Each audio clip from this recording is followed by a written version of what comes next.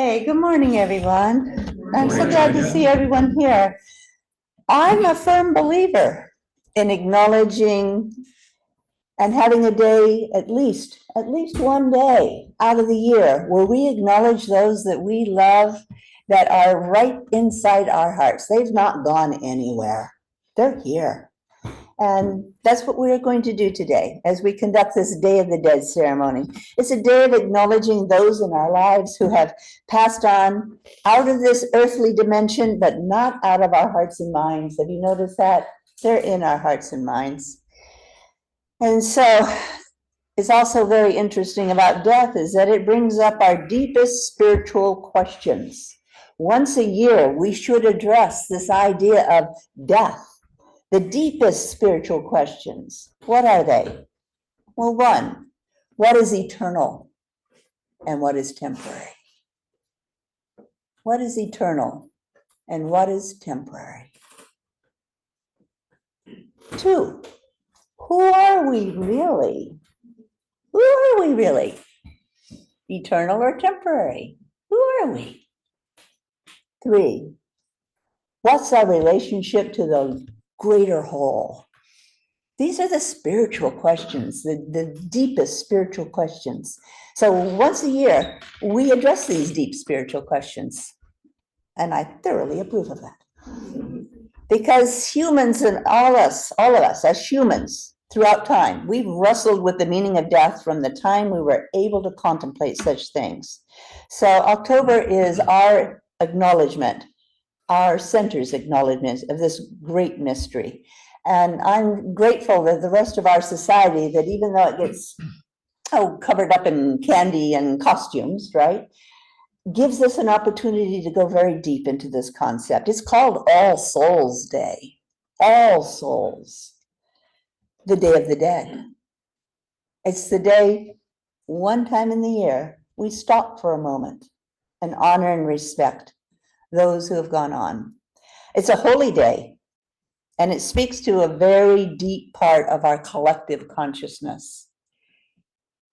Our society tends to be one where we get isolated in our grief, isolated and feeling we're the only ones. But it is a collective consciousness that acknowledges that this is something that happens to all of us, whether you want it or not.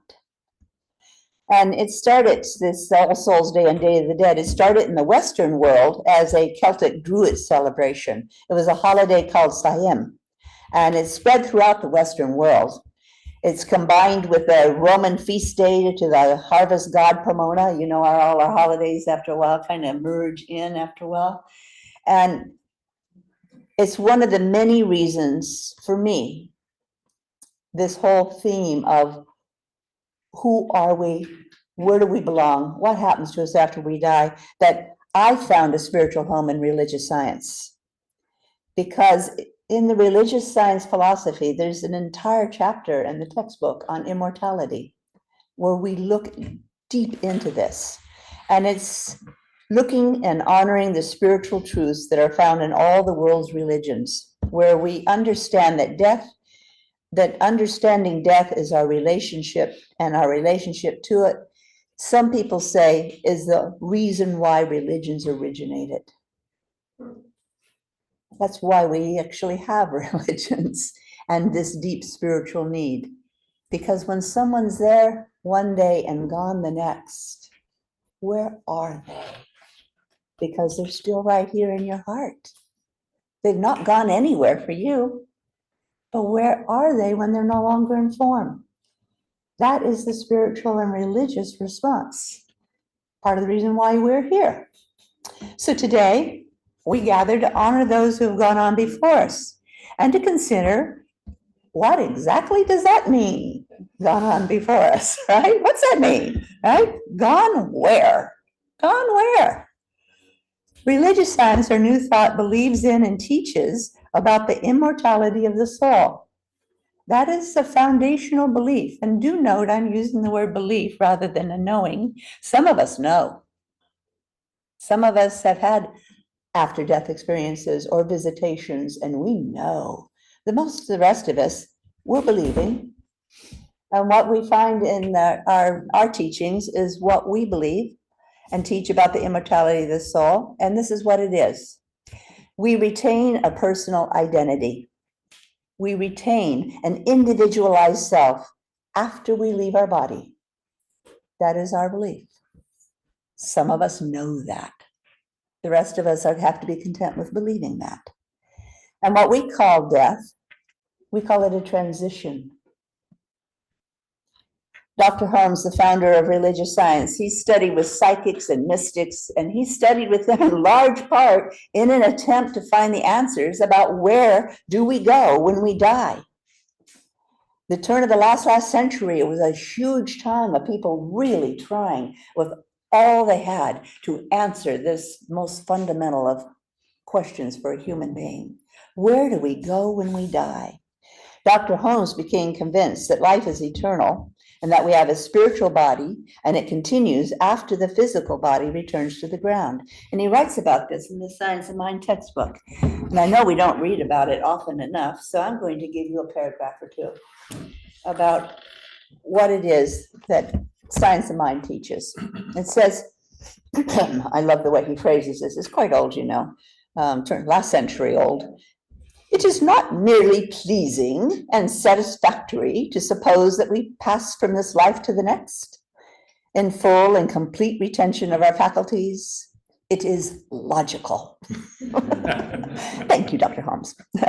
Jesus revealed himself to his followers after his resurrection to show them that death is but a passing to a higher sphere of life and action.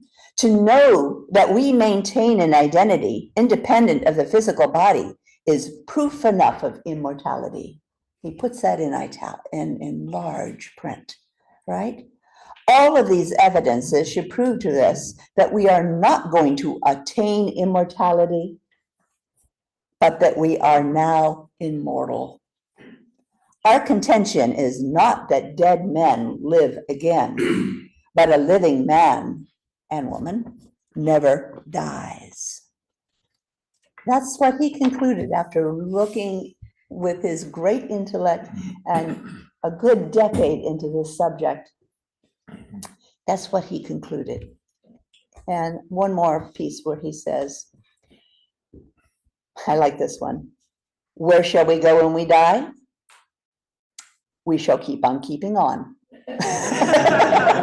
Ain't gonna give you any more than that. We shall continue in our own individual stream of consciousness, but forever and ever expanding. No less, but ever more, more and still more ourselves. The experience of dying loses its sting, and the grave its victory when we realize the eternity of our own being. Nature will not let us stay in any place too long. Have you noticed that? Nothing stays in any place too long on this planet. She will let us stay just long enough to gather the experience necessary to the unfolding and advancement of the soul. This is a wise provision. For should we stay here too long, we will become too set, too rigid, and too inflexible. Nature demands the change in order that we may advance. When the change comes, we should welcome it with a smile on our lips and a song in the heart. That is our approach to death and what happens. Stephen Levine, in his book, 1 Year to Live, he writes this. He says, it is said that if you are fully alive before death, you will probably be fully alive afterwards. So this is a good time for us to stop and ask ourselves the basic 3 spiritual questions. So let's stop and do that right now. First question, who am I?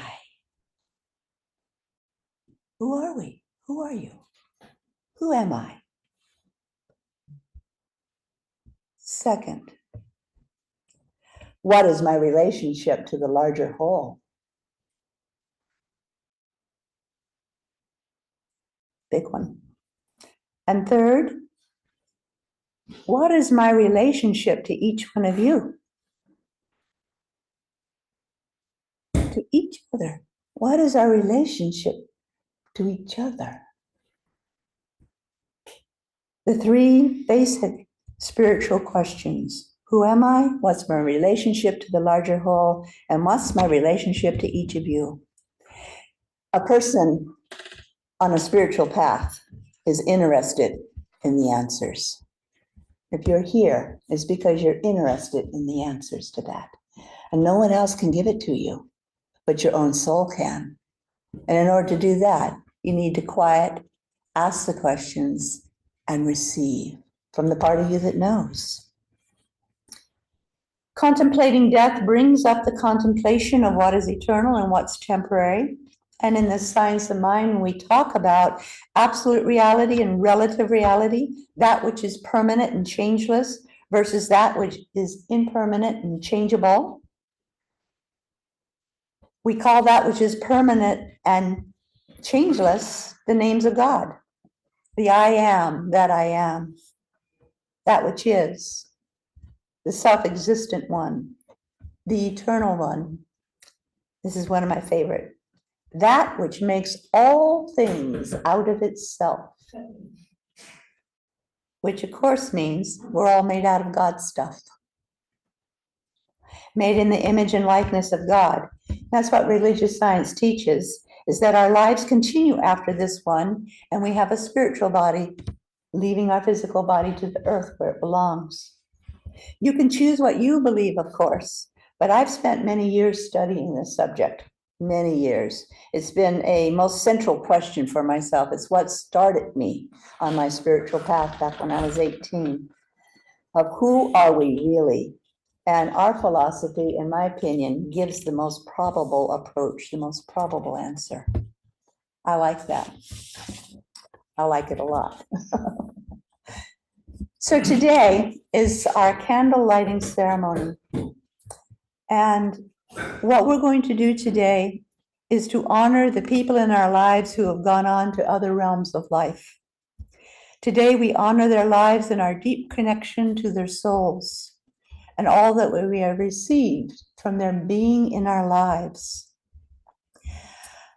Our center also every year honors those who have passed on, who gave to our center, who are members of our center while they were here. And in this last year, we've had 2 long-term members that have left the planet, Irene Malone and Jesse Stafford. And we wish to honor them today in particular. Irene gifted us with her love and enthusiasm of music, uplifting her voice to share on Sunday celebrations with special music. And Jesse, as you know, always had his greatest good at heart, our greatest good at heart. And he was a serious student of truth. Both of them are friends of our spiritual community. So we are going to begin by lighting the central candle, which represents the source of all life. And I will ask John and Sojourner to come up in a moment to light for them. And then I'm going to open the floor for everyone, for anyone that you would like to honor their lives. And what we know for each one of these beings is that, how the Bible puts it, for everything there is a season and a time for every matter under heaven, a time to be born and a time to die. So as you come up to light a candle for whomever you choose, take a candle, light it from the main candle that I'm about to light, and place it close to the middle so that the next candles will go on the outside and you don't burn yourself, right? Does that make sense? We've done this before. You are welcome to say words of blessings and appreciation for your loved ones out loud, or to do it silently. And we do this not only to pay tribute to our love and the memories, but also to remind ourselves that this is a temporary planet, folks. A temporary planet. And it's important to question ourselves.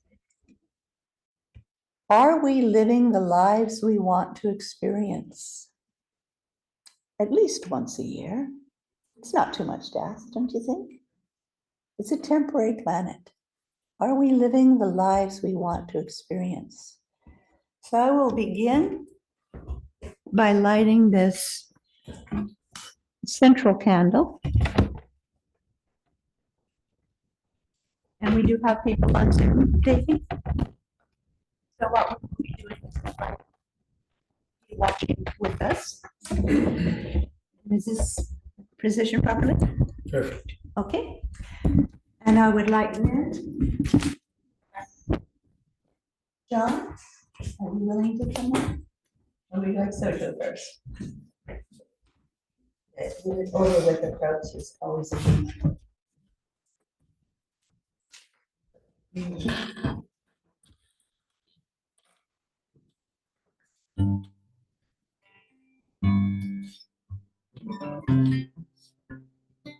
Reverend, my mom, teacher, translator, much love in the Latino community.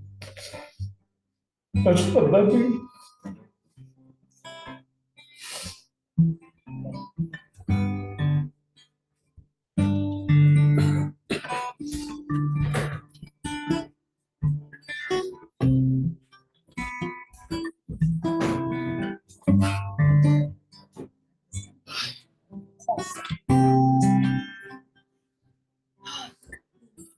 Jesse. What can I say? It was like we were siblings in a way. 12 years we were really family and close proximity and shouting distance almost all the time. And sometimes we did shout. And he taught me a tremendous amount. And we taught each other and we learned. And I saw us both grow. And even today, even more today, I'm learning about who I am in relation to Jussie and all of you. And that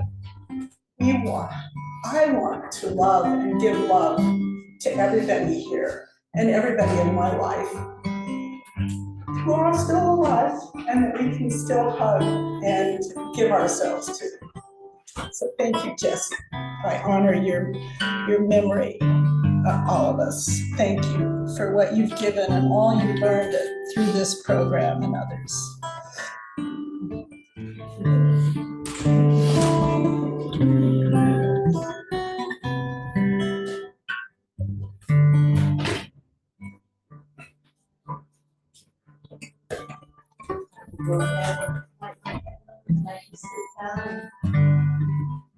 Revel in everyone else. My sister died. She was a unique person. I'm not at all surprised she did that. I can't straighten her out. I will tell you. I can't straighten her out. I've tried several times, and every time I come back, it's crooked and get in the frame, so I'm going to leave it that way. Sally, you win. So for my sister, I like this candle. She held on to my mama's house, and I inherited it, and it's brought me economic freedom. But more than that, I learned an enormous amount of compassion. I love you, Sam. These are my mama, my grandma, and Daryl's mama, 3 older women who gave me the love and support I needed to know I had value.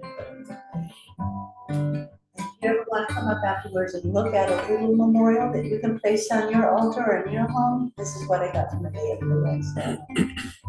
So.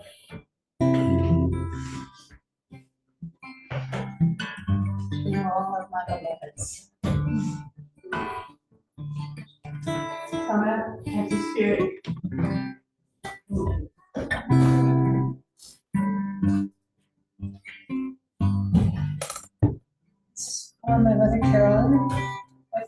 with my mother, who's my soulmate, and she's having a wonderful time. And I went there as part of an exercise prayer class, and she looked 30 and she was having the best time. She was really popular. And we were supposed to talk about what this meant to us and go back there. And I said, she's not gonna let me stay. And so I went back and she said, go, I give you life, now go live it. And this was a wonderful exercise. And so I've just been free and I get her away once in a while. And so it's all fun. Carolyn.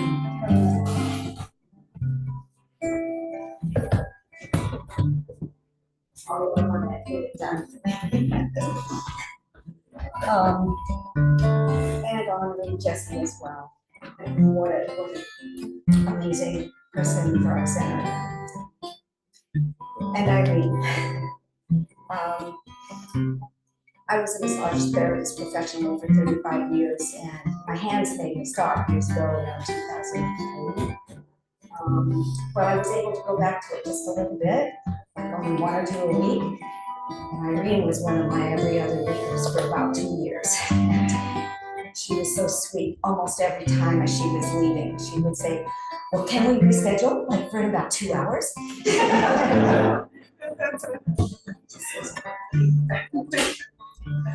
And mostly my mother, get a picture of us, who died just over 4 years ago. And I've been dreaming about her often, until just about a month ago. And in almost all of those dreams, I was helping her find a new place to live.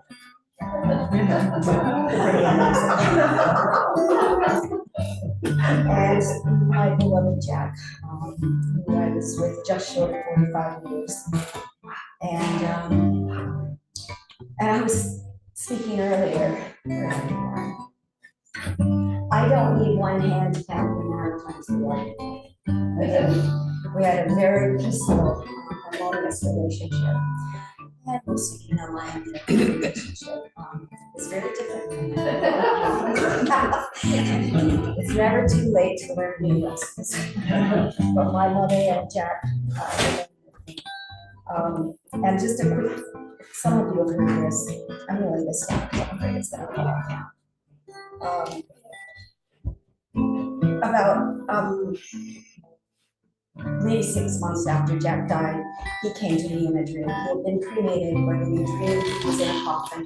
I decided to do an open casket memorial for him. So I went to lift the lid and I saw that he was breathing, and when I got it all the way open, he sat up and he looked right at me in his dream. And he said, I'm okay. Everything's okay. And I knew that he was setting me free.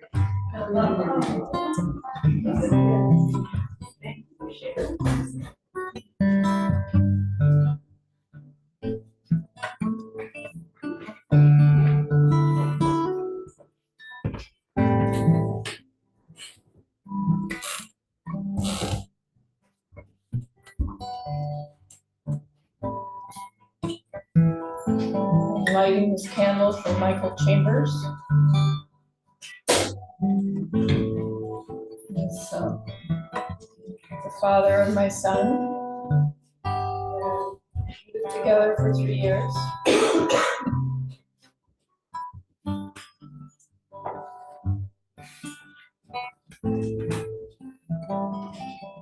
So there's us in Branscombe. My son was like 2. Thankful for his love of the forest, and he worked in the forest at the Nature Preserve in Branscombe. He's always a hard worker, Taurus. He's cutting up an enormous redwood log, making shakes.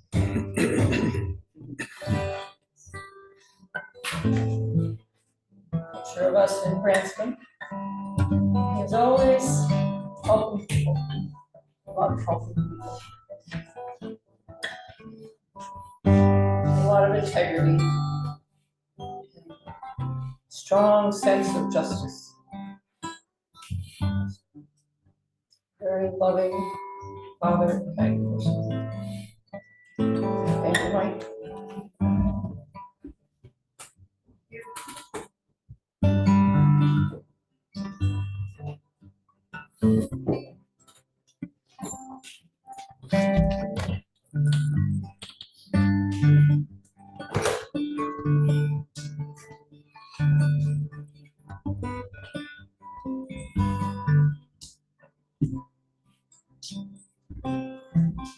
like to remember our friend, Catherine's and my dear friend, who lived in Willits, her name was Pat.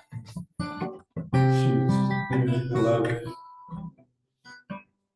very spiritual person, and extremely funny. Mr. Maya, miss her. And also for my friend Ralph, who was a world-class drummer here, and who the whole time he lived in Fort Bragg, he was a gift to this whole community, just in the way he lived his life. He was a light to me. It felt like he taught me how to live in life. And for Irene,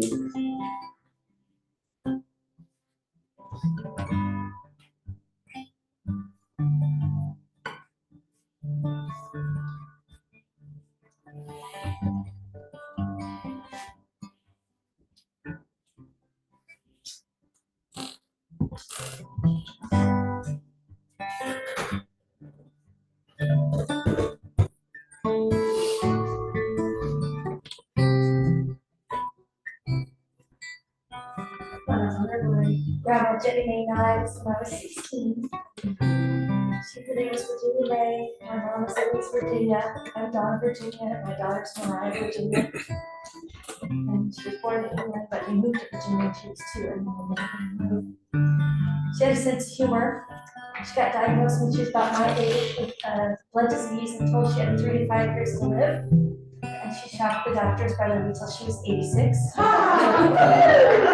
She was in the medical field for a while, the longest living person with classic leukemia. I asked her once, how did you do that? She said, well, you know my life motto, moderation in all things, including moderation. She was my spiritual teacher. I got kicked out of Sunday school because the teacher was lying. She let me sit next to her at church and tell her the minister was lying. And when I was 18, she gave me a Bible because my biggest beef was the translation. And if they cut things out, she said, this Bible has 4 translations side by side, and they can find her truth in here. She was just such a wonderful woman. It's my grandma and my grandpa on their 50th wedding anniversary. Also passed on. My grandpa, they were very devout Southern Methodists, but they let me kind of be who I was as long as when I graduated as minister, my grandma wanted to know 2 things. Do they believe in God and do they say the Lord's Prayer? And she wrote in her will that I could be the minister at her funeral, so nobody in the family could argue. So this is my grandma, Jenny Mae. Still to this day, my mother is a real challenge, so I lived with her for a little while. I asked her recently, Grandma, I'm trying so hard I've done my work forgiving my mom, but I just can't figure out how to have a regular relationship. She said, good luck, honey, neither could I.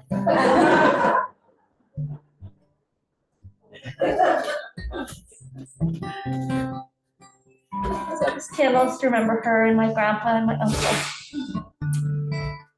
My grandpa Gordon.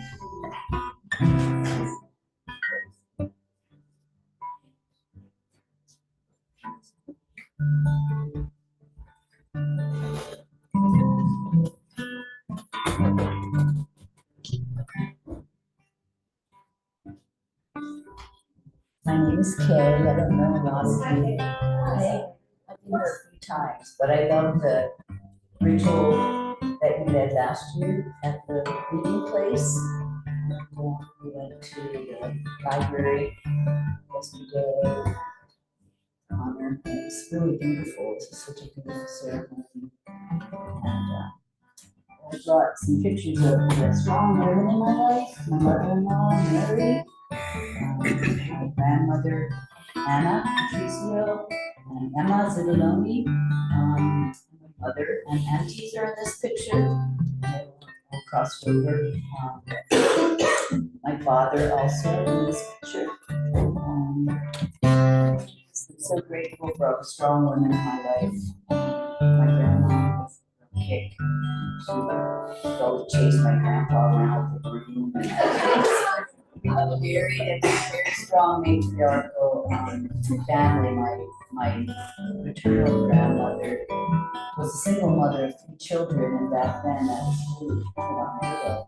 My grandfather left her, and she raised 3 children on her own. And my mother-in-law was a very strong woman, just super independent and ahead of her time.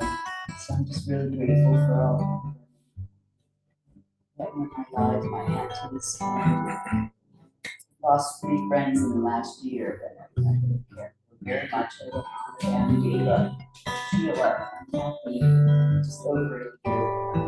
Close sisters that I'm just so grateful to be in their orbit and learn from them. Yeah. The ceremony that I really like, ritual. I grew up Catholic, so I'm pretty superstitious. So I do like this. And when I visit my mom back east, we always go to the graveyard and clean up the grave sites with my sisters. And, yeah. I'm out here, so I don't know if I'll ever go back to that graveyard again.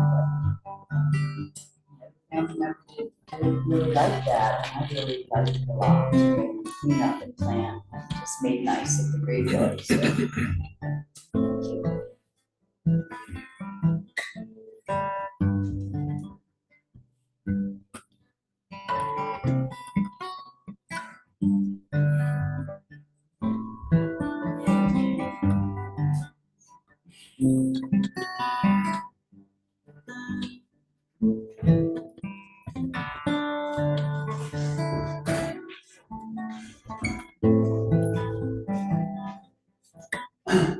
My name's Robert.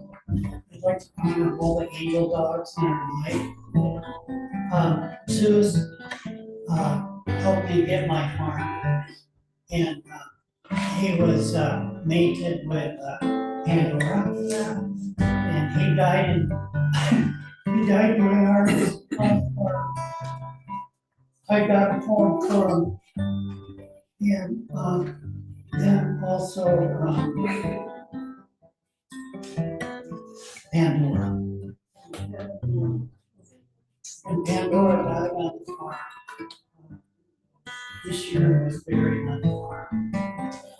And so this is to all the angel dogs and cats and pets. And Pandora and Zeus both knew Jesse.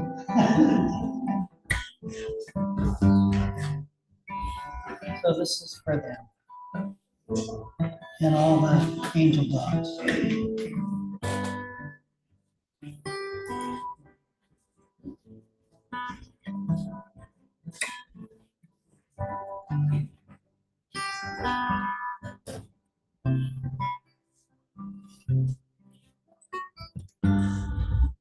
This candle is for an angel dog, Sweetie Boy.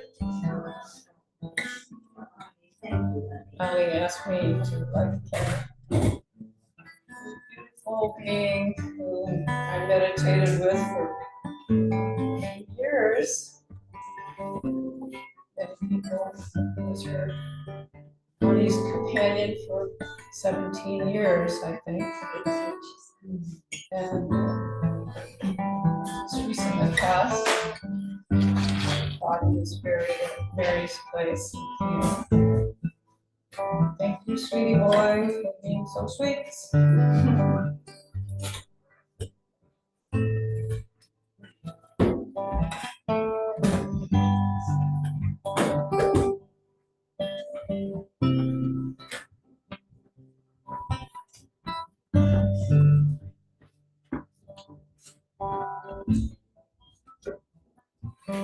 This year, I was honored to be at the bedside of my mother when she passed at the age of 97.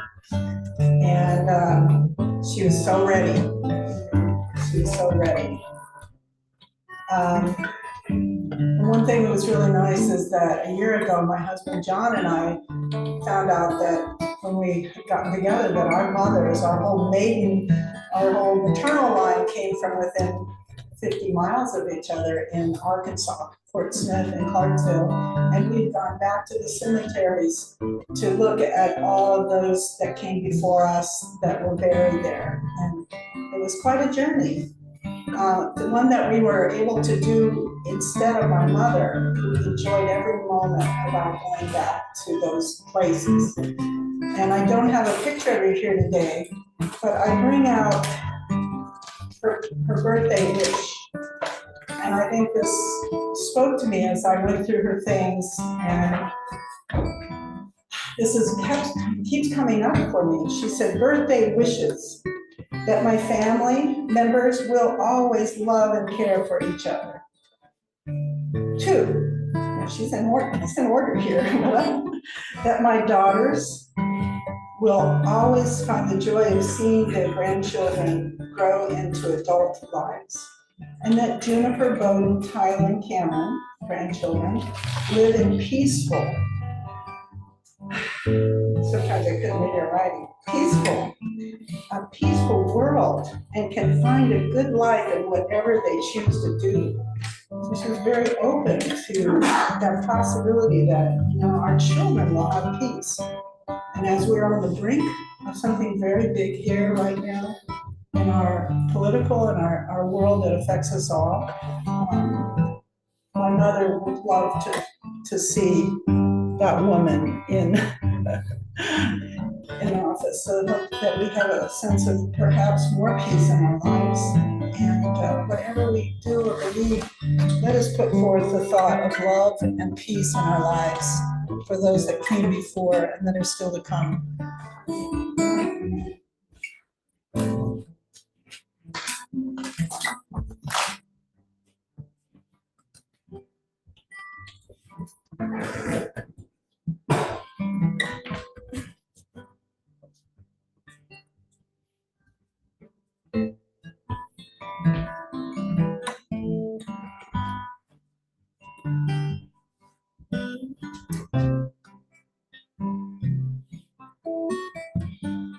It is my joy and honor to celebrate a very good friend of mine who passed May 1st. Thank you for being in my life.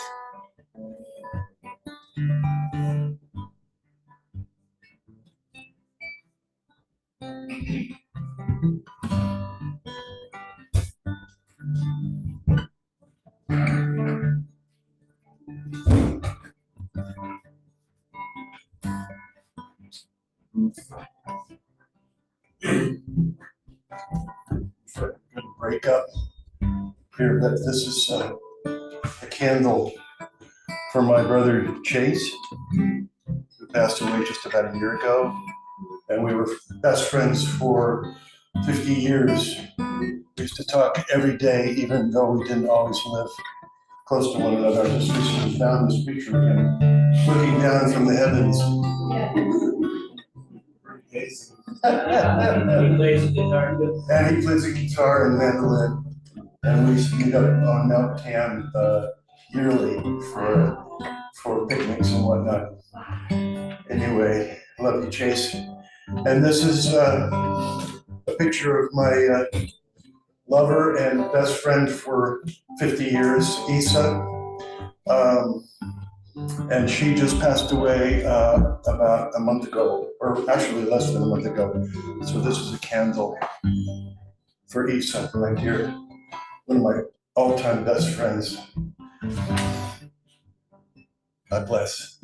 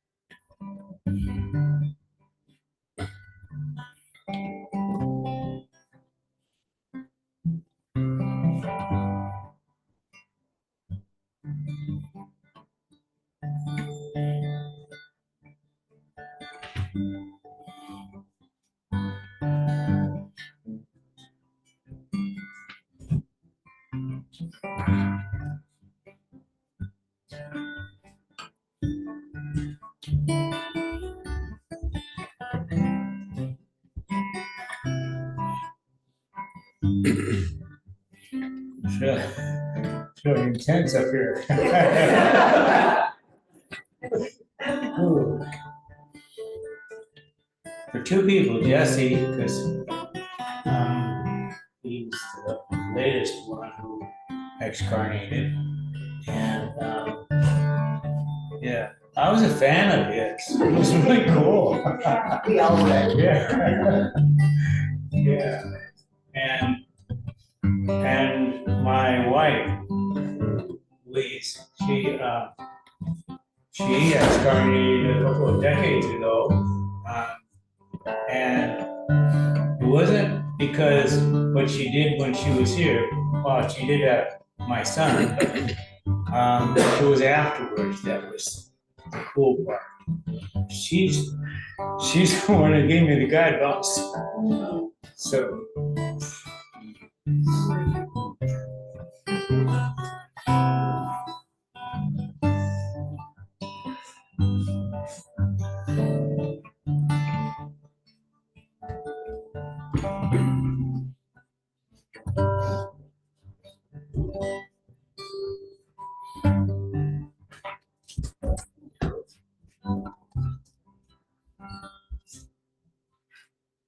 I have the honor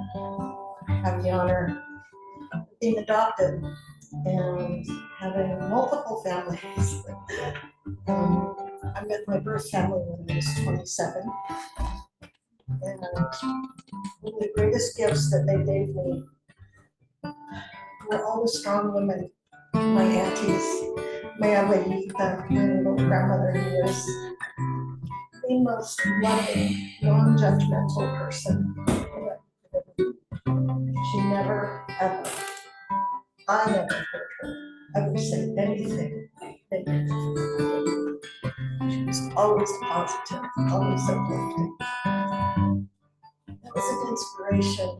And having lived all of my life till I was 27, not really knowing who I was hereditarily connected to or who did I look like, it was really amazing meeting this strong group of women and knowing that I have them in my lineage, or I'm part of their lineage. And although they're all gone now, it's only their physical bodies that are gone. The lessons, the joy, they were playful. My family, my birth family, were the seven on my mother's side, the seven singing and dancing cities of San Francisco in the 1940s. So here's to family that comes in all kinds of forms, and for the gifts they bring. Blessings to all of you.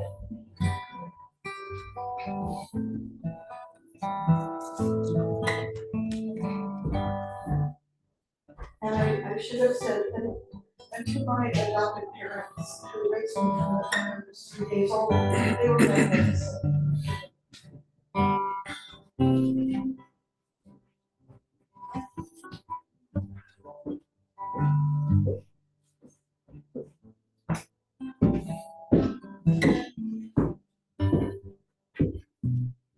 I would like to first honor Irene, Jesse, for turning around and feeling like he's here. My sister-in-law Kara and my sweet nephew gone way too soon, Gregory. And my true spiritual teachers are my clients. So I would like to honor Storm Crow Latham.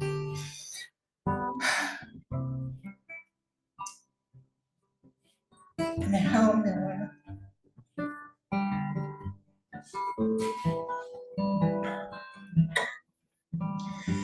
Because the emotion is the privilege to be able to walk someone home. They show me what is true.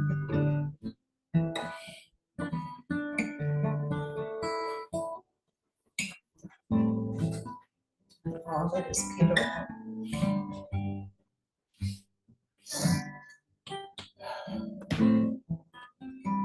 Thank you, Stella. Thank you.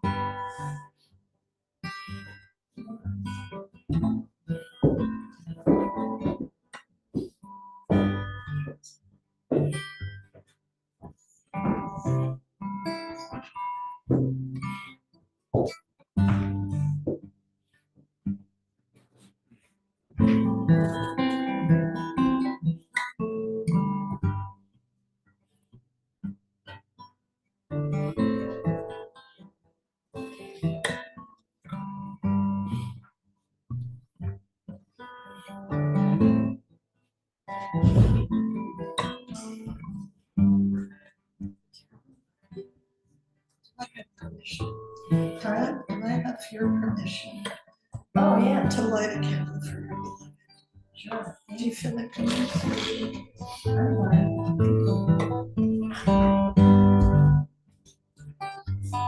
Carolyn has shared some of the amazing experiences of being a part of her husband's life and what she learned being there for him as he progressed toward and made his transition. In honor of him, in honor of all the mercy he's given you, I want to light this candle on your behalf. Thank you. This is from Max.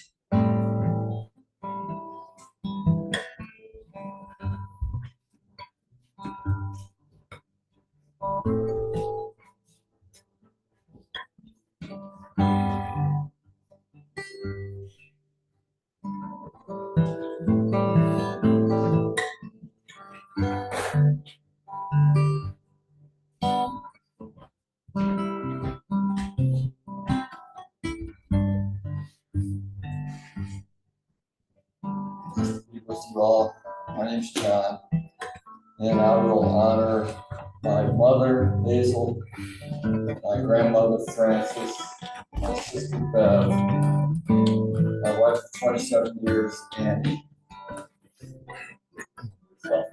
So many things. And just yesterday, 11:15, a friend of mine, Herbie, died. He gave me the opportunity of service to look well to the end of his life.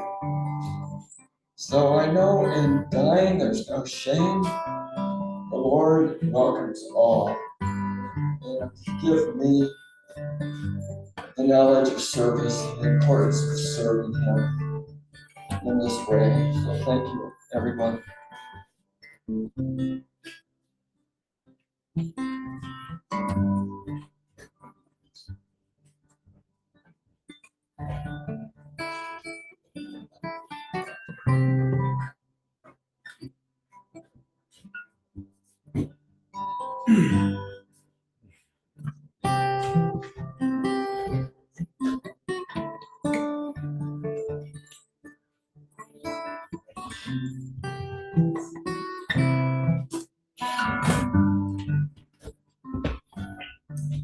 We're going to call for John for his the loss of his nephews who died. I think it's about 10 years ago, within 4 months of each other. One of the things that convinced me that John is a worthy man is he called his sister who lost her 2 sons every morning after that happened, just to make sure she was okay, make her life. This is in honor of John's nephews, and the lesson that I learned in losing my loved ones, we all have in losing our loved ones, that we only grieve because we loved.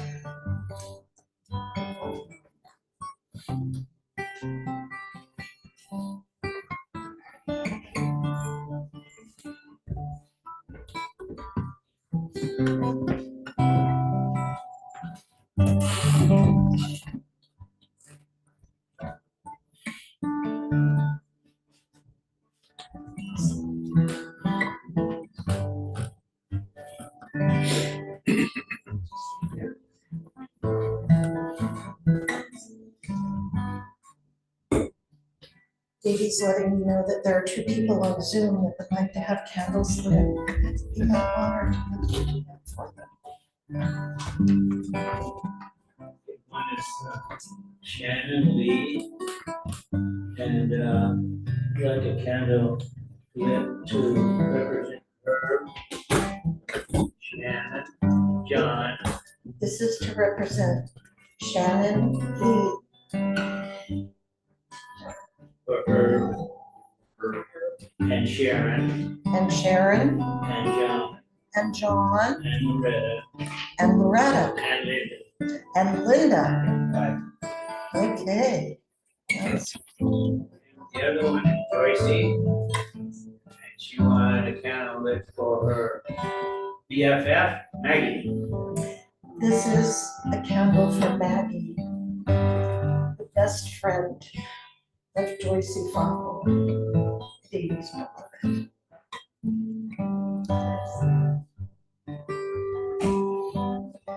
Tim, thank you so much for the beautiful music as we were doing this. Thank you all who came up and spoke from your hearts and shared about your joy and your blessings and knowing these people that have touched you and enriched your lives. Thank you. I'm going to be passing the offering basket around right now, and you're welcome to contribute as you feel called to. If you are on Zoom, you can go to the chat box, is that where it is, Judy?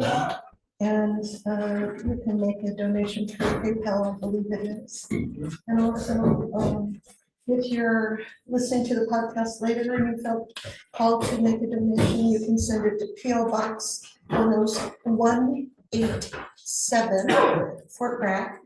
And we will gladly welcome you.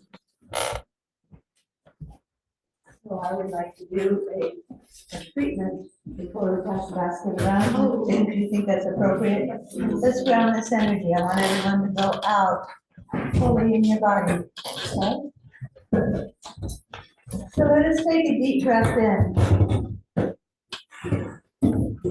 Filling up your lungs, filling up your heart, which is already overflowing. That each one of us ground ourselves right into the heart of the Earth Mother that holds us, the Sky Father that keeps us on the planet. Ground ourselves right into the very heart and soul of being. For every point within an infinite universe is the center of the universe.